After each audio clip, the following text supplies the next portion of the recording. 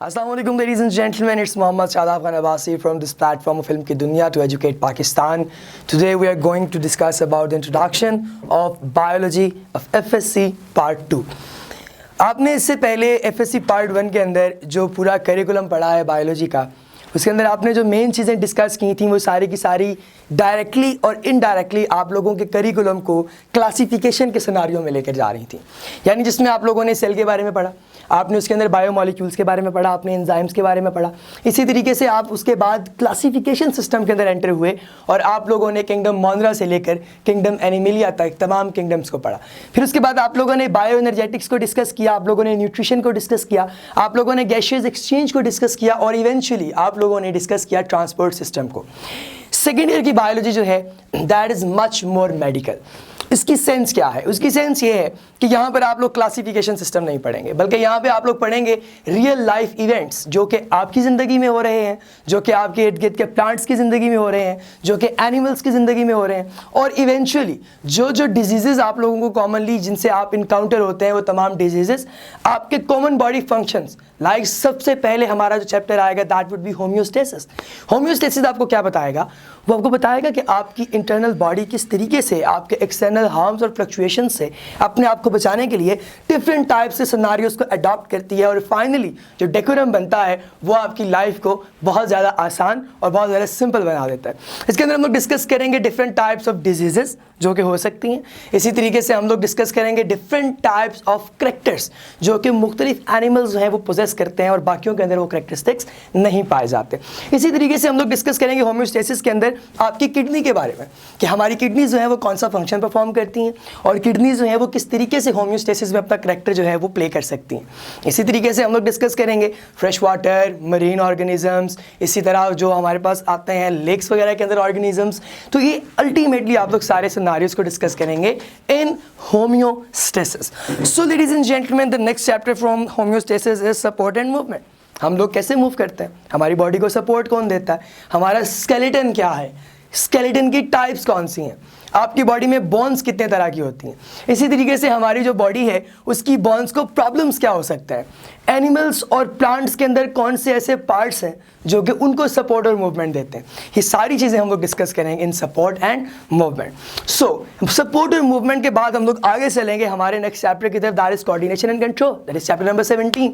और एक और चीज़, आप लोग कभी भी FSC पार्ट 2 को पार्ट 1 से अलग नहीं कर सकते, बिकॉज ये उसी का एक सेकेंड पार्ट है। जिस तरह मूवीज़ के सीक्वल होते हैं, that is part 1 and part 2, this is FSC part 2। आप लोगों ने जो पहले सिनारियो में डिस्कस किया है वो सारे का सारा इवेंचुअली यहाँ पे आप उसके साथ थोड़ा बहुत गो थ्रू करेंगे। सो एक और चीज़ आप लोगों ने याद रखनी है कि हम लोगों ने मैट्रिक क्लास में जो सेकेंड ईयर में हम लोगों ने बायोलॉजी पढ़ी थी उसकी काफ़ी सारी चीज़ें आप लोग यहाँ पे अगेन रिपीट करेंगे, लिहाजा आपको इसमें मसाइल नहीं होने चाहिए, और अगर हो तो आपको हमारी पूरी बुक के तमाम लेक्चर्स मिलेंगे, आप किसी भी लेक्चर को डिस्कस के अपनी कन्फ्यूजन दूर कर सकते हैं।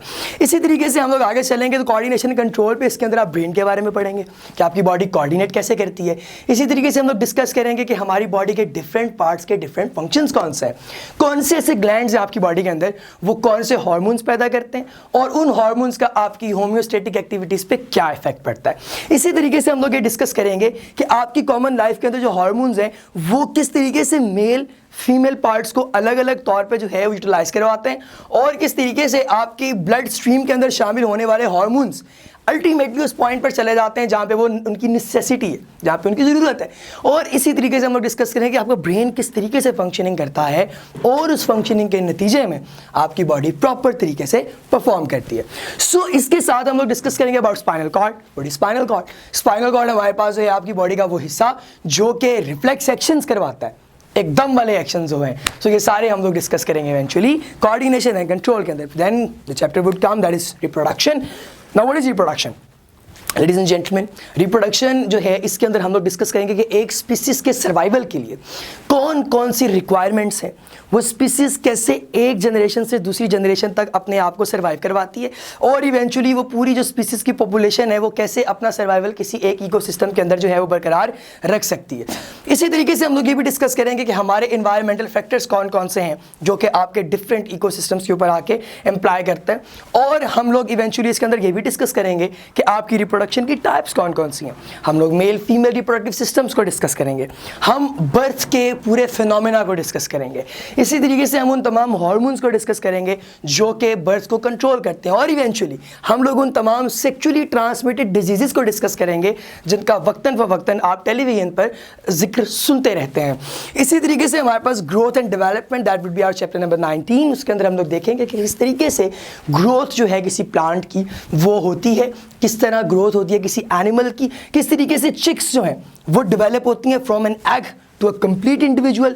कैसे एक ऑर्गेनिज्म ह्यूमन बींग्स के केस में हम लोग डिस्कस करें तो एक एम्ब्रियो से वो कंप्लीट ऑर्गेनिज्म में नशोनुमा पाता है। इस तरीके से हम लोग देखेंगे इसमें एजिंग का फिनोमेना, इसमें हम लोग देखेंगे रीजनरेशन का फिनोमेना, और वो तमाम फिनोमेना जो कि डायरेक्टली या इनडायरेक्टली आपकी बॉडी की ग्रोथ और डेवलपमेंट के साथ जो है वो अटैच्ड होते हैं। अच्छा, ये एक और चीज़ याद रखनी है, ग्रोथ और डेवलपमेंट में फ़र्क है, इसको अपने सेम नहीं समझना। अगर हम लोग बात कर रहे हैं ग्रोथ की, उसका मतलब है कि किसी चीज़ का फिजिकली जो है वो बड़ा होना, फैलना, ठीक है। जैसे कि हमारे पास ग्रोथ हो गई, लाइक ट्री की ग्रोथ हो गई। लेकिन जो डेवलपमेंट है दैट इज़ डिफरेंशिएशन, जिसके अंदर हम लोग ये देखते हैं कि जो बॉडी है वो डेवलप कितनी हुई है, यानी कि कितनी ज़्यादा वो डेवलप हुई है, उसके अंदर कितनी ज़्यादा डिफरेंशिएशन आई है, कौन कौन से पार्ट अपनी एक्टिविटी अलग अलग परफॉर्म करने के काबिल हो गए हैं। ये तमाम चीज़ें हम लोग डिस्कस करेंगे in growth and development. So then the chapter would come that is lengthy enough, और आप लोग इसको पहले भी डिस्कस कर चुके हैं, और इसके अंदर हमारे तमाम हेरिडिटरी मटीरियल की बात होगी, that would be your chromosome and DNA. Now what is chromosome and DNA? Chromosomes आपकी बॉडी के वो एजेंट्स हैं जो कि बेसिकली एक जनरेशन से दूसरी जनरेशन के पास जेनेटिक इन्फॉर्मेशन को लेकर जाते हैं। मिसाल के तौर पे हमारी बॉडी के अंदर जो करेक्टरिस्टिक्स हैं जो कि हमारे पेरेंट्स से रिजेंबल करते हैं, वो कहाँ से आए? वो आपके जेनेटिक मटेरियल में आए, और वो जेनेटिक मटेरियल किस फॉर्म में आएगा? क्रोमोसोम की फॉर्म में आएगा। और इन क्रोमोसोम्स में क्या क्या करेक्टरिस्टिक्स हैं, इनकी शक्ल कैसी है, इनकी टाइप्स कौन सी हैं, all of these things would be discussed in detail in chromosome and DNA. So next the chapter is cell cycle, जिसमें हम लोग डिस्कस करेंगे माइटोसिस मियोसिस। अगर आपको याद हो, आप लोगों ने 9th क्लास में पढ़ा हुआ है ये, और ये 9th क्लास का ही सारा फिनोमेना हम लोग यहाँ पे डिस्कस करेंगे। What is mitosis? जो आपके पास एक ऐसी सेल डिवीजन है जिसमें number of chromosome would be reserved, conserved, same, जबकि मियोसिस के अंदर that would be reduced to 1/2। ये सारी चीज़ें हम लोग डिस्कस करेंगे इन cell cycle.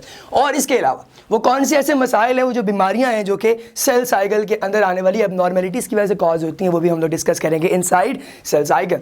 So ladies and gentleman, variation in genetics में हम लोग फिर डिस्कस करेंगे कि हमारे पास बॉडी के अंदर तब्दीलियाँ कैसे आती हैं। यानी आज के दौर के अंदर अगर किसी बंदे के अंदर आपको 5 की बजाय 6 उंगलियाँ नज़र आ रही हैं तो उसका क्या रीज़न है? अगर आपको 2 टांगें जो हैं उनमें से एक छोटी एक बड़ी नज़र आ रही, उसका क्या मकसद है और वो कैसे हुआ?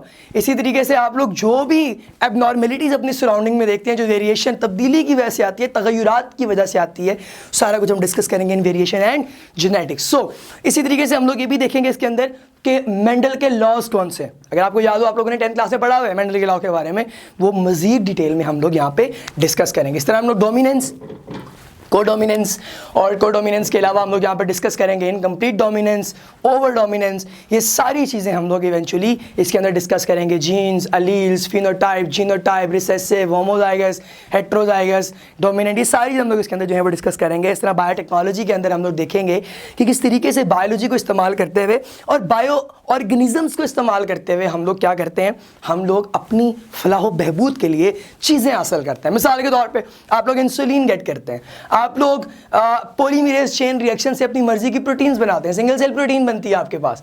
इसी तरीके से आप डीएनए रिकम्बिनेंट टेक्नोलॉजी को यूटिलाइज करते हुए बहुत सारी जीन्स बना लेते हैं अपनी मर्जी की जो आपको रिक्वायर्ड है। इसी तरीके से हम लोग बायोटेक्नोलॉजी के अंदर डिस्कस करेंगे कि हम लोग किस तरीके से दही बनाते हैं, हम लोग किस तरीके से पनीर बनाते हैं, सारी चीज़ें हम लोग इवेंचुअली डिस्कस करेंगे inside biotechnology. Then ladies and gentleman, the chapter that is evolution. What is evolution now? Evolution हमारे पास जो है एक ऐसा फिनोमेना है जो कि थोड़ा बहुत, अच्छा इस चैप्टर को हम लोगों ने ना थोड़ा बहुत जो है वो बाहर निकल के अपनी अकीदों से पढ़ना, ठीक है, क्योंकि यहाँ पे आप लोगों को कुछ चीज़ें ऐसी मिलेंगी जो कॉन्ट्राडिक्ट करेंगी आप लोगों के अकायद के साथ। So should have to be very careful. और हमारे पास जो एवोल्यूशन है इसके अंदर हम डिस्कस करेंगे डार्विनिज्म को बेसिकली, क्योंकि डार्विन जो है he was father of evolution, जिसने एवोल्यूशन के तमाम कंसेप्ट्स दिए। हम लोग देखेंगे कि डार्विन क्या कह रहा है बेसिकली, वो कहना क्या चाहता है, और उसके जो रूल्स एंड रेगुलेशंस हैं डायरेक्टली इनडायरेक्टली वो कैसे एम्प्लॉय होते हैं, कैसे वो जो है वो अपने आप को यहाँ पे इफेक्ट करवाते हैं। इस तरीके से हम लोग डिस्कस करेंगे about ecosystem. What is ecosystem? ये हमारी जो सराउंडिंग है, सारी इकोसिस्टम ना, that is interaction between what? Interaction between human beings, living organisms and their abiotic factors like their environment. तो इन तमाम चीज़ें यानी हवा, पानी, मिट्टी के साथ हमारा जो इंट्रैक्शन है दैट वुड बी इकोसिस्टम। और मेजर इकोसिस्टम्स कुछ हम पढ़ेंगे जो हमारे पास पाकिस्तान के हैं और दुनिया के हैं, कि आपने इकोसिस्टम तो पढ़ लिया, अब दूसरे डिफरेंट टाइप के ना इकोसिस्टम कौन कौन से हैं, यानी क्लाइमेटिक बेसिस पे।